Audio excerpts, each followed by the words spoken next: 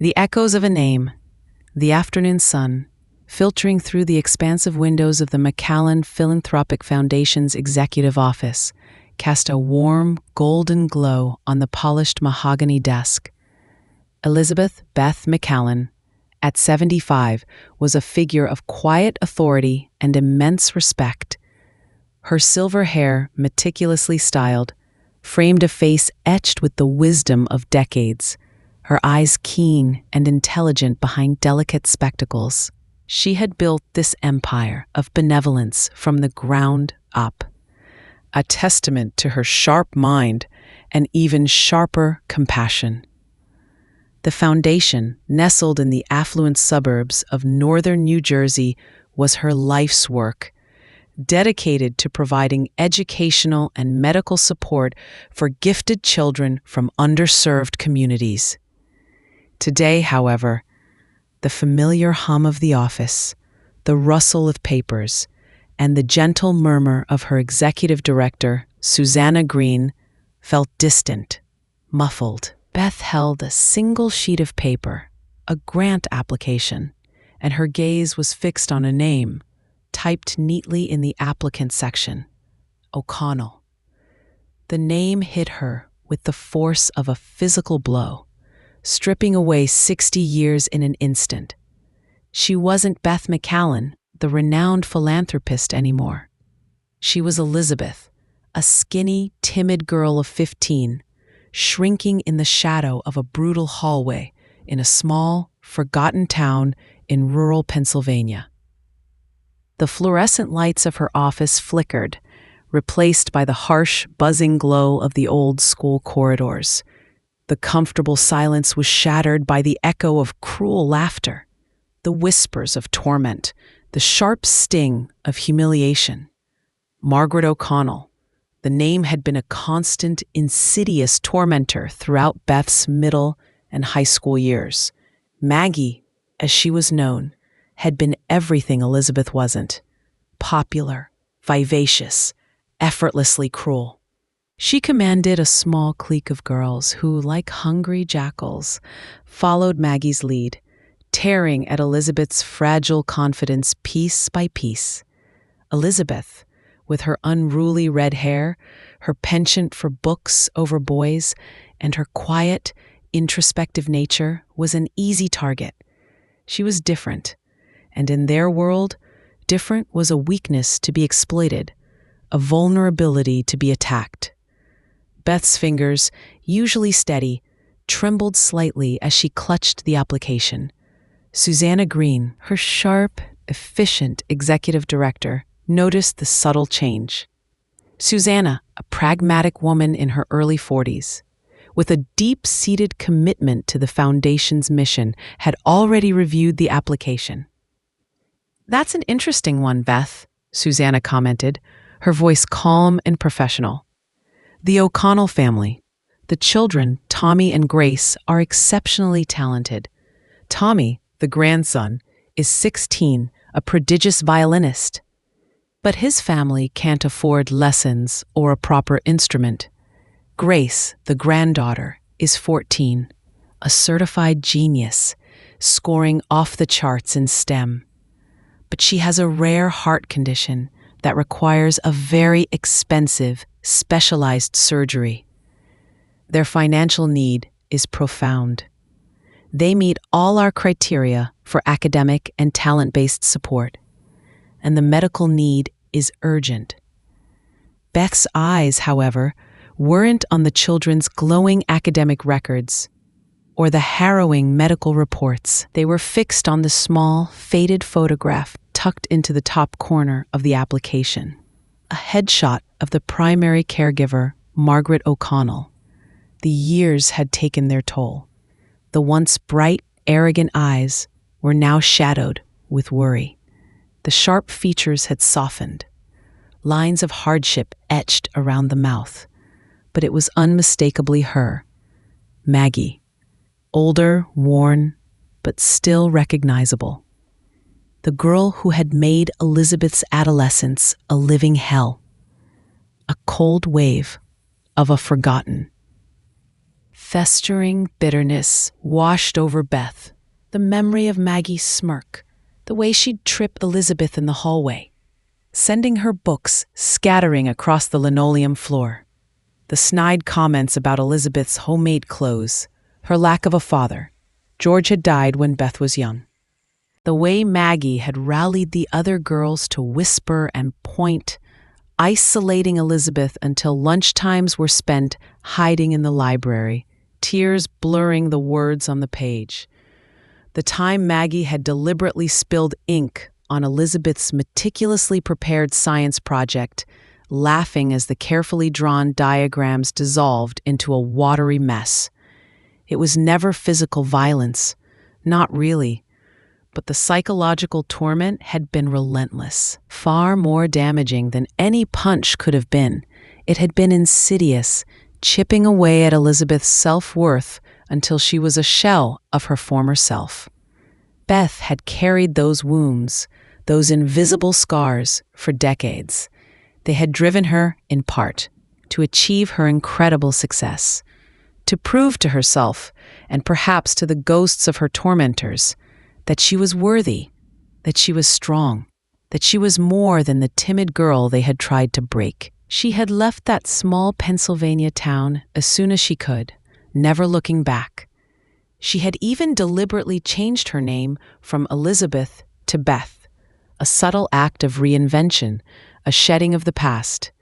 And now, here it was, Maggie O'Connell, begging for help, for her grandchildren.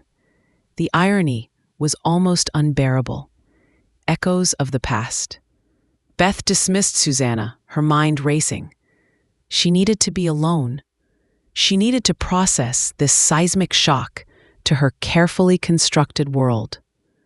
She walked to the large window overlooking the manicured grounds of the foundation, her gaze unfocused, seeing not the vibrant greenery, but the dusty, neglected schoolyard of her youth.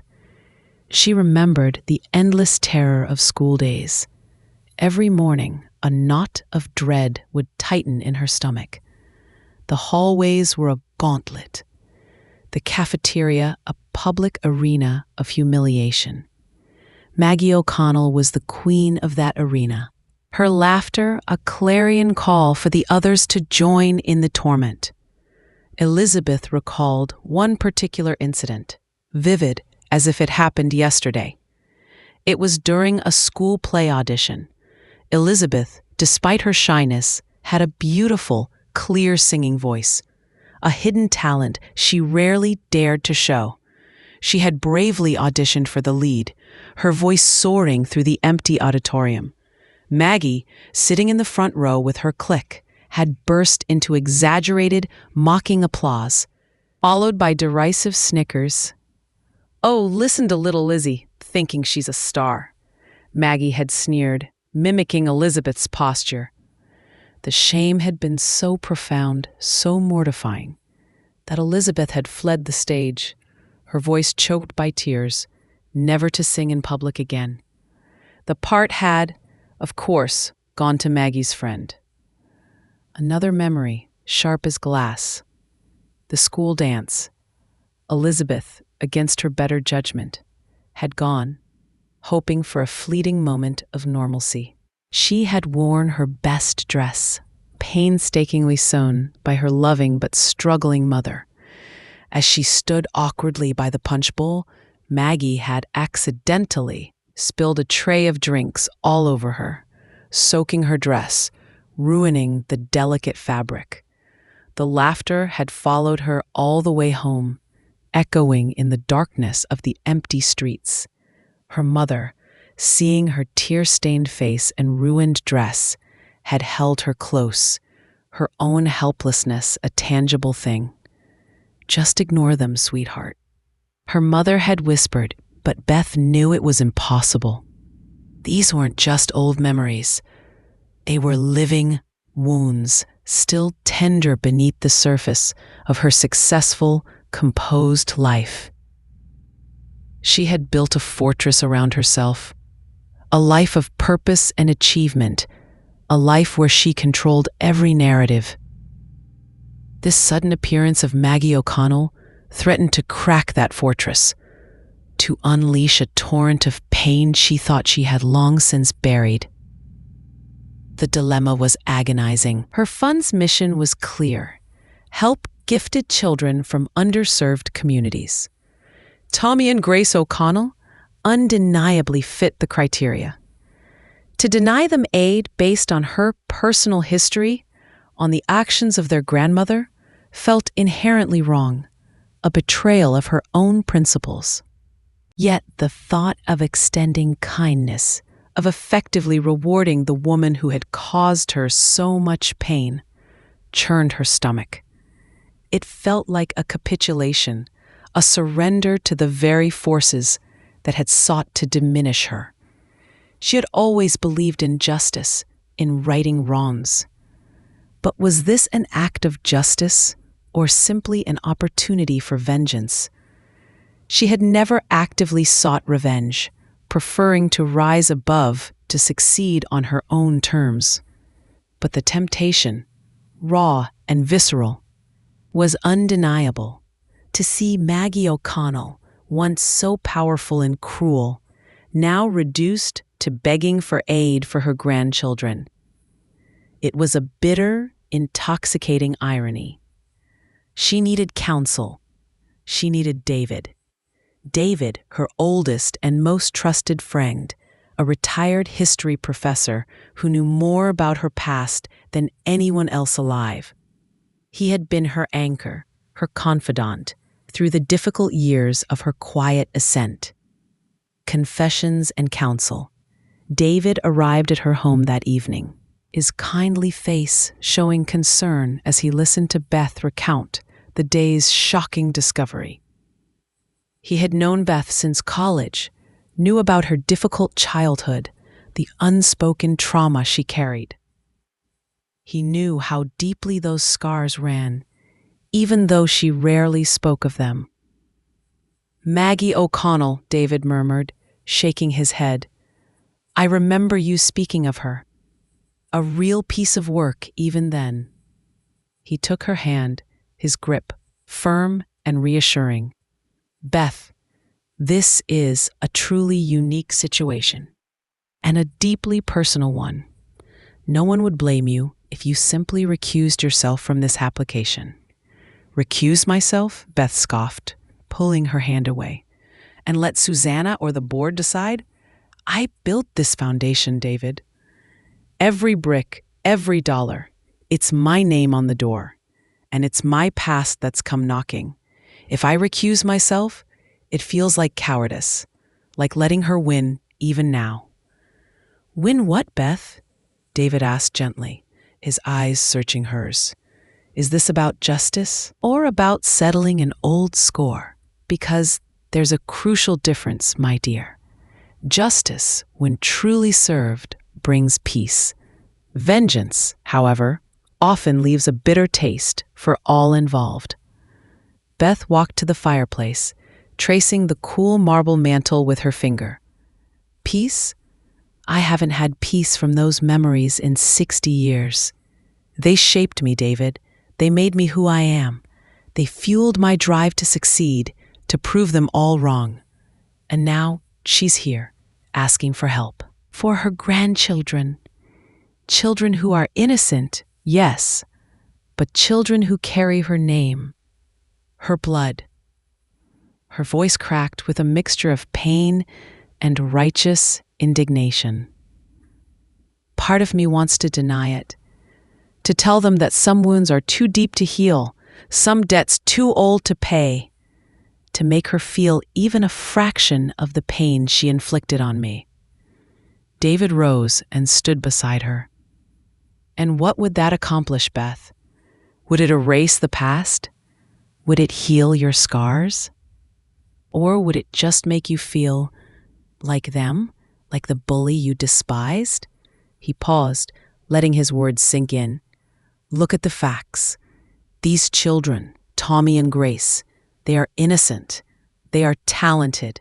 They are in desperate need of aid that only your foundation can provide. Denying them would be punishing the innocent for the sins of the past.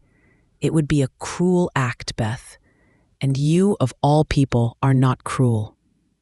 His words resonated. Beth knew he was right. Cruelty was the very thing she had fought against her whole life.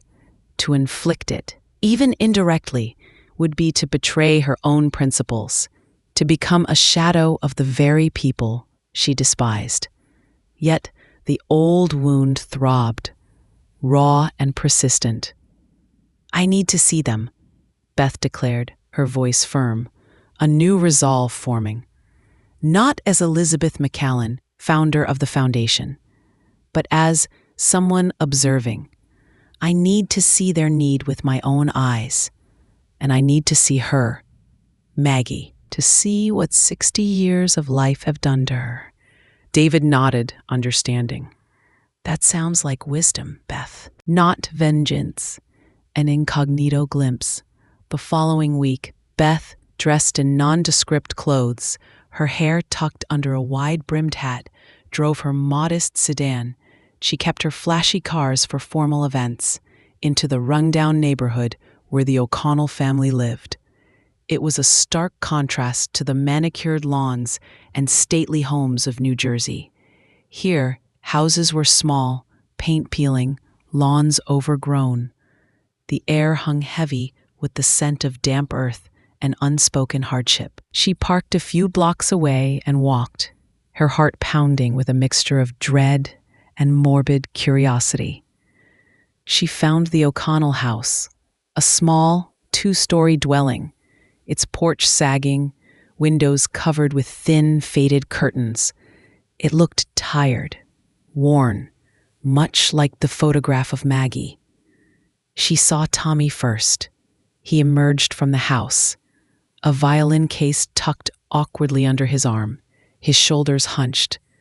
He was tall for his age, gangly, his clothes too big, but his face held a striking intensity, a serious concentration that belied his youth. He sat on the dilapidated porch swing, pulled his violin from its case, and began to play. The sound that emerged was astonishing. It wasn't just a child playing notes. It was music. Rich, mournful, soaring. He played with a raw emotion that spoke of hardship and longing, of dreams barely held on to. Beth closed her eyes, tears pricking at them. This wasn't just talent. It was genius. A gift trapped by circumstance. The music was so beautiful, so pure, it cut through the lingering bitterness in her heart, momentarily eclipsing the ugly memories. She watched him play until a woman, thin and stooped, called him inside. It was Maggie. Beth recognized the way she walked, a slight drag in her left leg she hadn't noticed in the photo. Life had left its marks on her, deep and undeniable. Later that afternoon, Beth walked past the house again. She saw a young girl, probably Grace, sitting at a window, her face pale, a large textbook open on her lap. She was thin, almost fragile, but her eyes, even from a distance, sparkled with an intelligent light. She looked utterly absorbed in her studies, oblivious to the harsh reality of her surroundings. Beth's heart went out to her.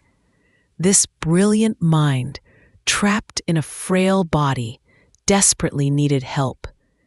Beth spent several hours observing the house from a distance, piecing together a picture of their lives.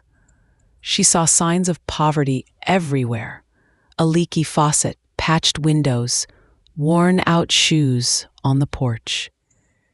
She noticed Maggie struggling to carry a heavy bag of groceries, her movements slow and pained. She saw Maggie interact with her grandchildren, a gentle pat on Tommy's shoulder, a soft word for Grace. There was a quiet dignity about Maggie's demeanor, a world away from the arrogant swagger of the girl Beth remembered. She saw a woman who had clearly faced her own share of hardship, a woman burdened by care, exhausted by life. The bitterness in Beth's heart began to soften, replaced by a complex swirl of emotions. She saw not just the bully, but the survivor. Not just the tormentor, but the grandmother. And in that moment, she realized that Maggie's present struggle, her obvious decline, was not a victory for Beth. It was simply life, unfolding in its unpredictable, often cruel ways. And the children? The children were innocent. Their talents deserved to flourish. Their health deserved to be restored. An unforeseen encounter.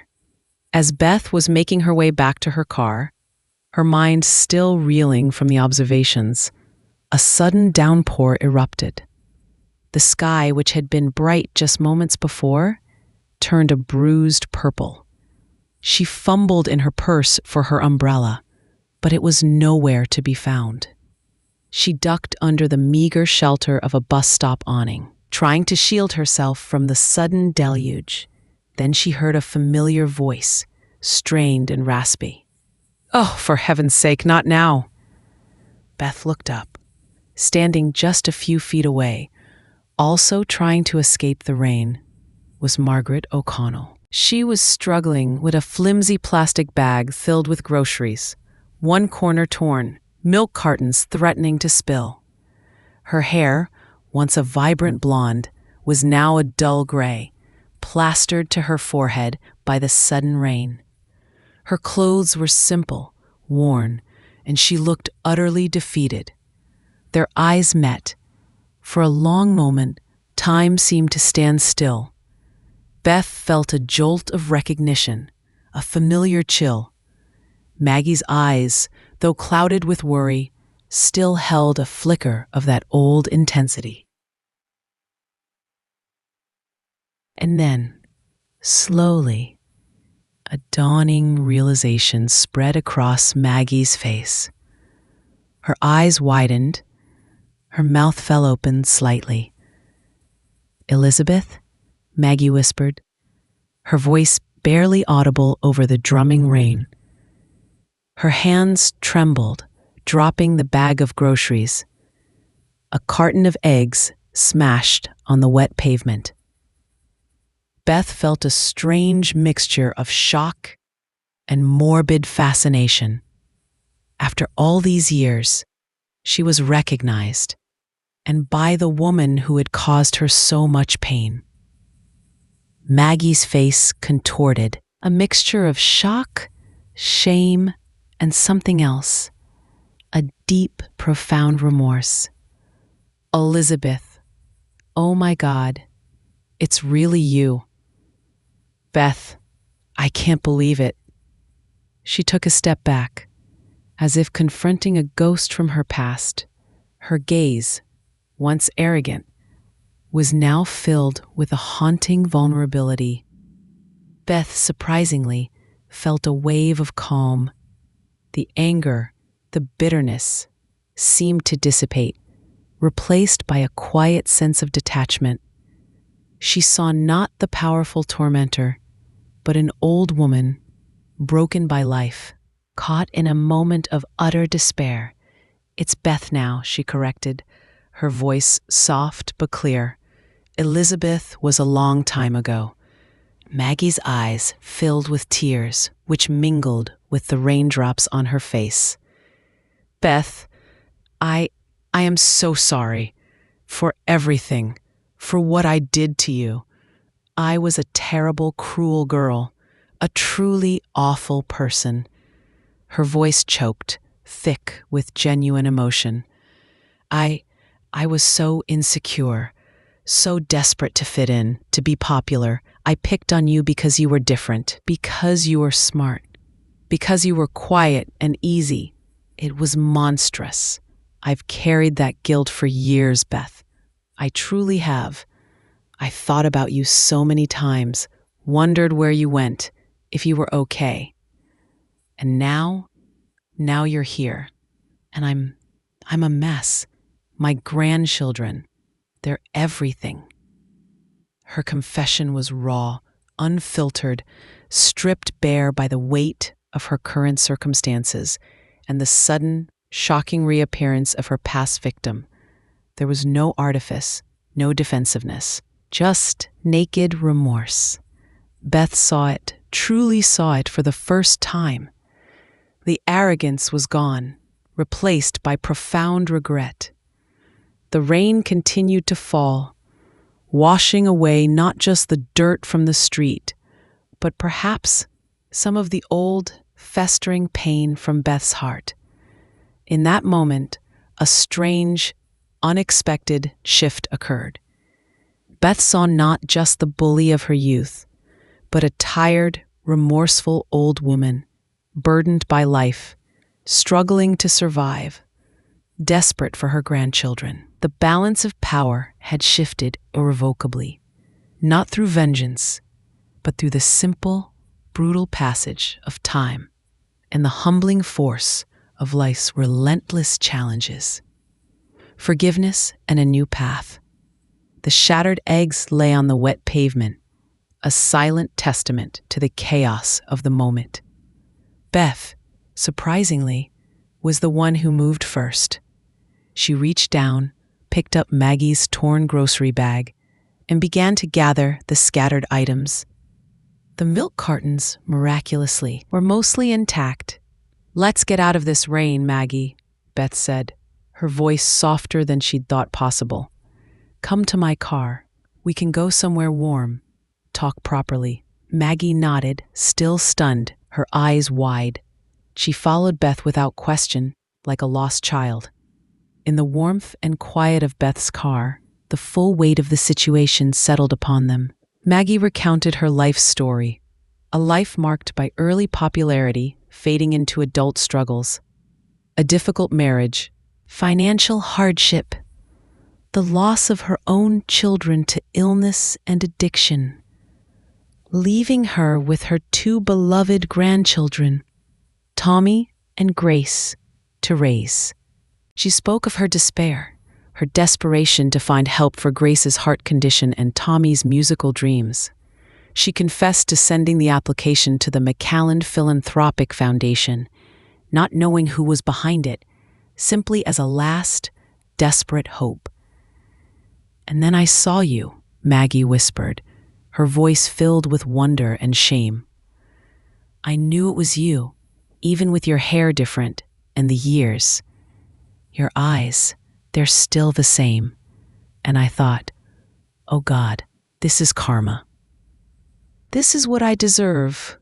They're going to deny my grandchildren because of me." Beth listened, truly listened, without interruption. The decades of pain, the years of quiet resentment, began to melt away, replaced by a strange, overwhelming sense of understanding. Maggie wasn't a monster. She had been a deeply flawed, insecure teenager who had grown into a struggling, burdened adult. And her remorse, so raw and palpable, was real. "Maggie," Beth said, finally, her voice clear and strong, "I'm not going to deny your grandchildren's application because of the past. Their need is real, their talent is undeniable, and they are innocent. They deserve a chance." Maggie gasped, tears streaming down her face again. "Thank you, Beth. Oh, thank you. I don't know what to say. I don't deserve your kindness." "Perhaps not," Beth conceded gently. "But they do. And this isn't just about them. It's about more than that." Beth paused, considering her next words carefully. "I'm going to fund Grace's surgery, and I'm going to ensure Tommy gets the best musical education possible, a new violin, lessons, everything he needs." Maggie stared at her, overwhelmed. "But how can I ever repay you? I have nothing." "You can repay me," Beth said, her eyes meeting Maggie's. A flicker of something new passing between them. Not forgiveness yet, perhaps, but a fragile bridge of shared humanity.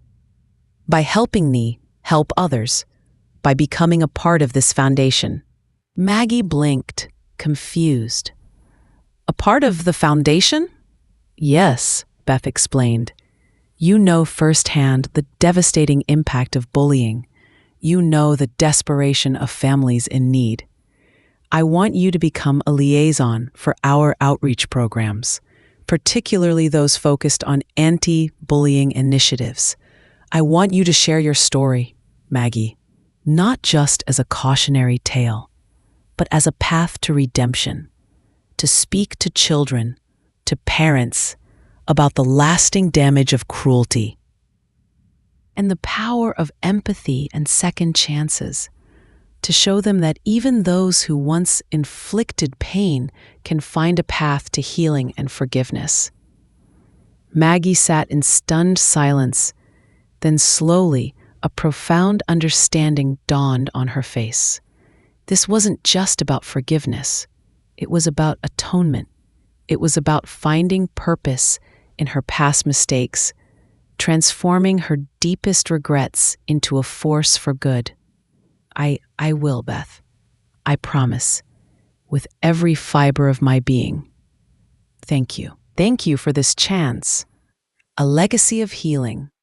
The news of the MacAllan Philanthropic Foundation's generous support for Grace O'Connell's life-saving heart surgery and Tommy O'Connell's musical education spread quickly. The local papers highlighted the children's exceptional talent and the foundation's commitment to empowering promising youth. What they didn't initially report was the personal history between Beth MacAllan and Margaret O'Connell. With Susanna's efficient help, handled all the logistical aspects of the children's support. Grace underwent her surgery successfully, and her recovery was swift and promising. Tommy, with a new high-quality violin and private lessons with a renowned instructor, flourished, his music filling the O'Connell home and bringing a joyful sound to the neighborhood. But the most remarkable transformation was in Margaret. True to her word, she embraced her new role at the foundation with fierce dedication. She started with administrative tasks, learning the ropes, but her true calling lay in the outreach programs. She began to speak at local schools, community centers, and parent-teacher associations. Her story was raw, honest, and incredibly powerful. She didn't shy away from admitting her past cruelty, describing the loneliness and insecurity that fueled her actions. She spoke about the long years of regret, the crushing burden of guilt, and the unexpected gift of redemption offered by Beth. "I was a bully," Maggie would say, her voice sometimes trembling, but always resolute. "I made another human being's life a misery because I was afraid and insecure and desperate for acceptance. And for 60 years, that shame festered. But today, I stand before you, a living testament to the fact that even the deepest wounds can heal, and even the cruelest hearts can change. Look at Beth MacAllan. She had every right to turn me away, to deny my grandchildren, but she chose forgiveness. She chose compassion, and in doing so, she gave me a chance to make amends, to help prevent others from experiencing the pain I inflicted or the pain I carried. Her honesty resonated deeply.